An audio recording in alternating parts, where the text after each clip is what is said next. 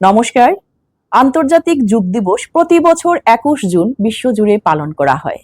যোগ হলো শরীর, মন ও আত্মার মধ্যে সামঞ্জস্য প্রতিষ্ঠার একটি প্রাচীন ভারতীয় সাধনা ও জীবনধারা।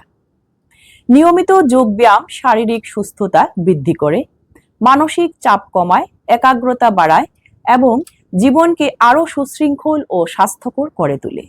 এই দিবসের উদ্দেশ্য হল মানুষের মধ্যে যোগের উপকারিতা সম্পর্কে সচেতনতা বৃদ্ধি করা এবং সুস্থ জীবনযাপনে উদ্বুদ্ধ করা।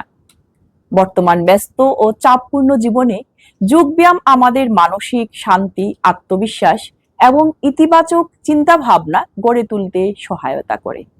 আসুন আন্তর্জাতিক যোগ দিবস উপলক্ষে আমরা নিয়মিত যোগ চর্চার মাধ্যমে সুস্থ, সুন্দর ও সুষম জীবন গঠনের অঙ্গীকার করি।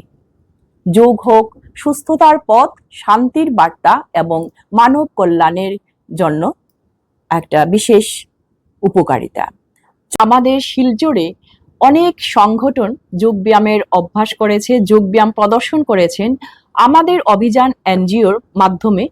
চলুন দেখাচ্ছি কিছু যোগব্যায়াম যারা যারা সামিল ছিলেন। আমাদের এনজিওর যিনি মেইন শিক্ষক, যিনি পিঙ্কু রঞ্জন পাল। চলুন দেখে নেওয়া যাক আজকের যোগব্যায়াম। আমাদের অভিযান এনজিওর পক্ষ থেকে আমাদের অভিযান যে যোগ সেন্টার আছে সেটা সবাই মিলে সমবেতভাবে সূর্য নমস্কার করবে।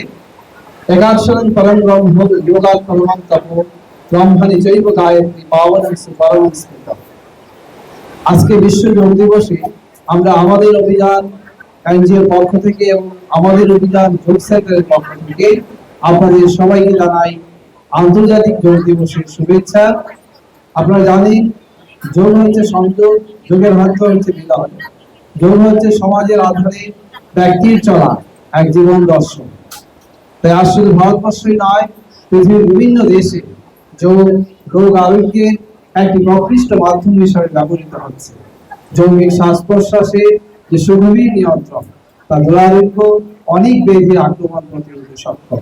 So research in the field of yoga have established that yogic practices are the best and must be useful, as they help not only to strengthen each organ and develop every muscles of the body, but also to regulate the circulation of the blood, purify the lungs, inspire the mind, and then achieve a harmonious development of human personality.